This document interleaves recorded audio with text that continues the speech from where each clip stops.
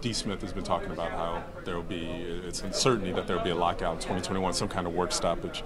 I guess, one, your reaction to it, and two, do you think that it is a virtual certainty? I know 4 years is a long way away, but is that something that you see coming down the pipeline as well? Well, whether it is or not, we're going to have to prepare for that. That was the inevitable outcome, I think, last time, and I think going forward this time, I think that's the mind frame we all need to be in now. Could something happen in that change? Obviously, something could happen, but I think these guys and the guys knowing that these rookies that are here now are going to be in the middle of that, and I think they need to understand exactly what they're going to be getting into, what they need to prepare for, and what exactly is going to happen. And I think, like I said, I think we have to prepare for that outcome because that's what happened last time.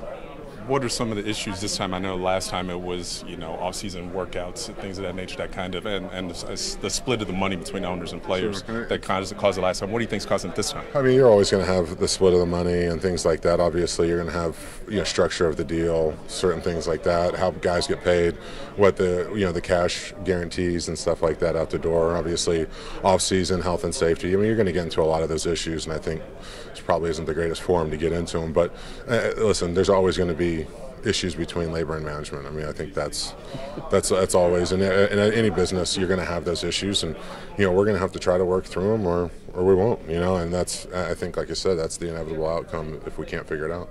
You say you already kind of mentioned these rookies as something that they possibly will have to deal with down the line. How do you kind of prepare those guys 4 years out for something like that? Well, through education. I mean, we try to educate those guys as soon as we get them, as soon as they come into the rookie symposiums and things like that. Obviously, that's more NFL, but the times we get to touch them and the things, D. Smith and myself, we have meetings with them this year, and we introduce those topics and just continue to educate. Obviously, it falls on the leaders in the locker room, Clint Bowling, Vinny Ray, those guys too that are reps.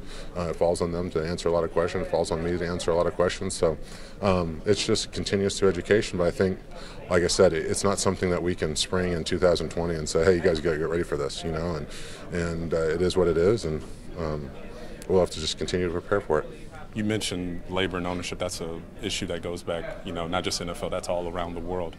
Why do you feel like fans tend to side with ownership when it comes to issues like this?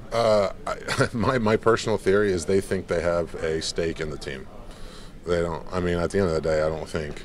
And we saw it play out. I mean, I was as blindsided by it as probably as anybody. You think you're going to go on radio and convince the fans, and most fans have a boss and are working men too. But they don't look at this as the same way. They don't look at the issues the way we look at issues, as wages, hours, working conditions, and health and safety. I mean, you could talk about the same thing at a coal miners union meeting as we do in our meetings, and that's really what it. I mean, at the end of the day, that boils down to those topics. But I think fans look at the team and say that that's their team. They have an ownership on that, and that's why you always hear fans about the salary cap, and they think they're kind of the general managers. And I think obviously fantasy football and things like that play into it. So that's my working theory. That's what I don't know if that's right or not, but that's always been kind of my working theory on why fans tend to side with ownership, or some do, because they don't look at it like they're a worker and we're workers. They look at it like, oh, that's my team, and whether it's that player or the other player, it's still going to be my team, and I want them to win, and I don't really care who's doing the winning.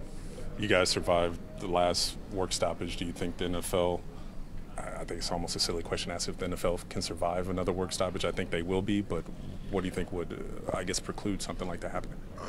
Honestly, I don't care, and I don't think the guys in this locker room care whether this thing's going to be around in 20 years, because none of us are going to be playing. So if these guys want to own for a long time, then they can own for a long time, but another work stoppage might kill the golden goose. So I'm certainly not worried about it. I'm not going to be around that long, and I don't care even if they're rookies in here. They're not going to be playing that long. So if this thing dies out in 20 years, it dies out in 20 years. But that's not really my concern, and I don't think it's any of these players' concern in here either. Thank you, Dan. Thanks for talking. And what have you seen from him in practice? Josh is a guy that, man, he just comes to work every day. He doesn't say much. He's very quiet.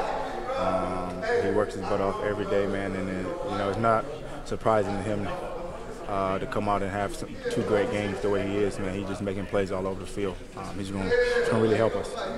You talked about some of the young guys, the excitement they bring to the field, being young guys. Do you still have that same kind of excitement even when you're in year 7? I do. Like I said, man, it's always an honor to put on this uniform and go out there and play the game that I love, playing from a young age. So it's always an honor to go out there, man. I never take it for granted.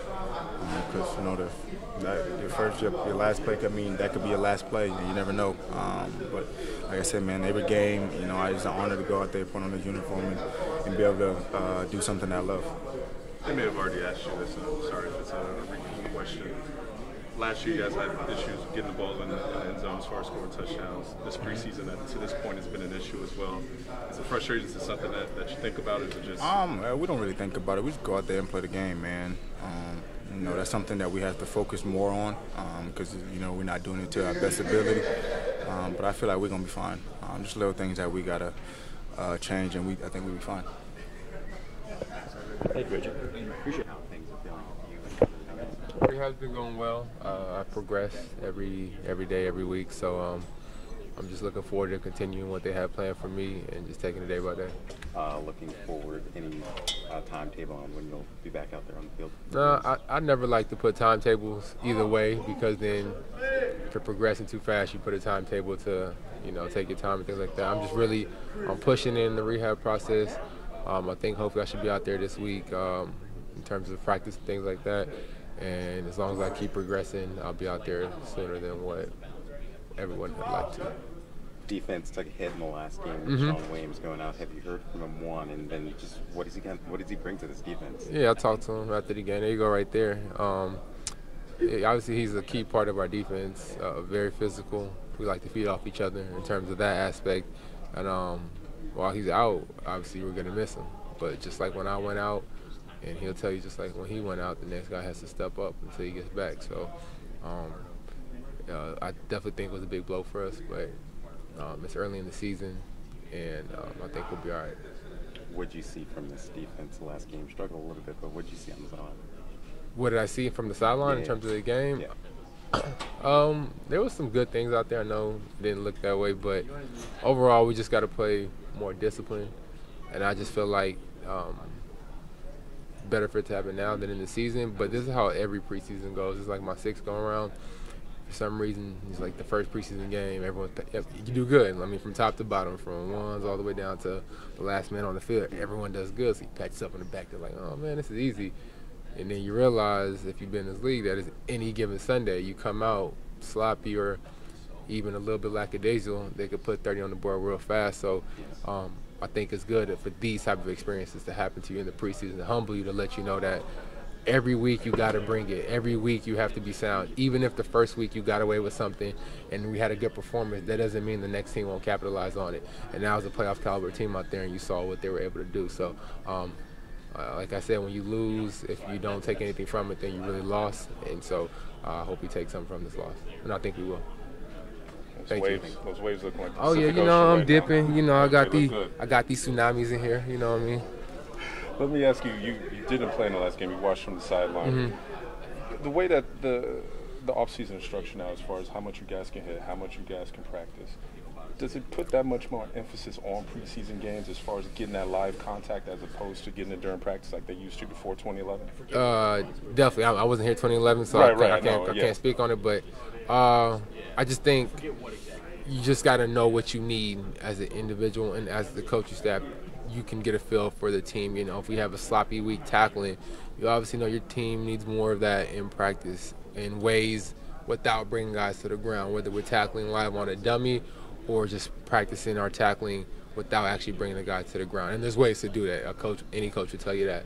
So, and then for me as a defender, what I try to focus on when I haven't got much tackling in, or if I feel like my angles and my tackling was sloppy, it's just emphasize and focus on that we can practice dropping your hips at the point of contact. You ain't got to tackle nobody, but you practice on breaking down.